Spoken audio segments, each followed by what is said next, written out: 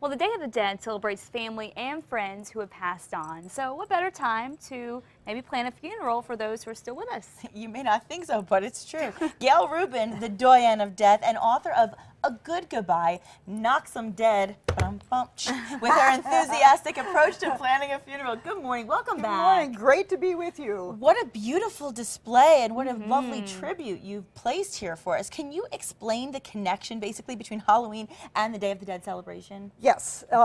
3,000 years ago, the ancient Celtic people thought that October 31st was the day that the barrier between the spirit world and our living world dissolved. Okay. And to combat that, 1,000 years later, the Catholic Church established All Hallows Day to move it from May to the November 1st. Right. So that became All Hallows Eve, which we now call Halloween. That's a little history lesson right there. So it's more than just trick-or-treating. Now we get it a little bit better. And also in Central America, there was also this celebration of mocking death, which also got moved to about the same time, which gives us rise to the Day of the Dead celebrations that we see here in the Southwest, in Mexico, and Central America. So interesting.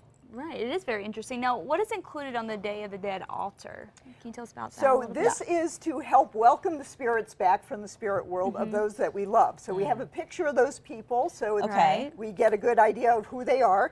And we have representations of earth, air, fire, and water. Oh, so all the represented by the 4 candles, as well as the 4 directions. Okay. The air is represented by these cut-out tissue called papel picado. Okay. We have earth represented by the flowers and the salt. Okay. The salt helps give the spirits some purification when they get back here, as well as that's copal incense to help keep the bad spirits away. And a glass of water in that glass skull there to give them a drink of water after their long journey. In the glass skull, love that. And we put out their favorite foods and drinks, so dark chocolate. And the sugar skull. And the sugar skull is very big. Oh, good. Yes. I haven't decorated that one, but... wow. No, okay, now what's the purpose of the Corona? Favorite food and drinks. Okay. Oh, there you go. I was just wondering about that one. Well, I mean, obviously, it's an unusual holiday, but that we talked about at the top of the show. I think it would be worth a mention that it is Create a Great Funeral Day. Yes. You know, it's not something we talk about. We're not making this up. So what is the idea behind it?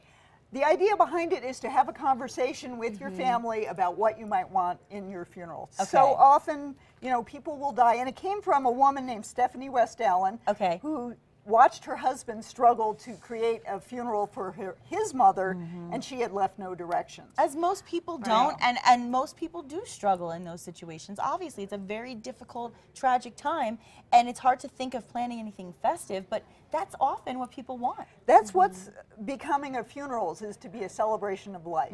And it really helps to have that conversation so you know what kind of readings or music or theme to weave into it, and it really is becoming that. It's the party no one wants to plan. Exactly. But, it really as I always say, it's inevitable. It's going to happen to all of us. So it's a good way to plan ahead. Well, you recently held a Death Cafe. Can you tell us more about that? How Death people Cafe, responded? yes, comes to us from the United Kingdom, and it's a gathering of people to just talk about mortality issues. Whatever on your heart and your head, no agenda. And I facilitated one back at the end of September, and really well received. We talked about bucket lists and assisted living and just concerns about, you know, should you tell people not to have a funeral for you? Which in fact my brother-in-law did, but we went ahead and had it because we didn't do it for him, we did it for us. Yourself. That's the idea about why we have these things. It's interesting. So I am having another one on November 7th, next Wednesday. Yeah. Day after Election Day, if you feel like you want to die. That's a great day to do it. Oh, that's funny. You can get the information from my website, agoodgoodbye.com. Well, I'm going to ask you a question that may seem like common sense to some, but really it's something we should think about. Why do you think it is so difficult for families to discuss death or to discuss the funeral planning process? There is a psychological theory called the terror management theory that basically says it takes good self-esteem to consider your own mortality. And there have been other studies from years ago that say that maybe 2/3 of the population has low self-esteem. So they don't have the guts to consider their own mortality. But I find humor actually really helps overcome that that resistance, and have all those funny film talks that I do around town. It's great. I can imagine after, I was just thinking about like a death cafe type of thing. Do you feel kind of heavy after you get done, or do you find that people feel better? People feel better. It's like, oh my God, thank you. I've had a chance to talk about this thing that I've dreaded talking about. Oh, wow. That's surprising, great. but that is really good. It really is, and like you said, you mentioned a lot of good films that have a little comedic twist or tone to them as far as death goes, and it does help people. So we appreciate that, and you'll learn a little bit more in A Good Goodbye, right? Yes, funeral planning for those who don't plan to die. Well, that's exactly what it's called, and that is exactly the truth. How can people find the book? Online at agoodgoodbye.com, locally at the Blue Eagle Metaphysical Emporium, a good place to visit this time of year also. Yes. And I do have a planning form on my site that can help people start the conversation. They can download for free as well. Wonderful. Great. Thank you so much, Gail. Thank you. Yeah, thanks, Gail, and thanks for teaching us some new traditions.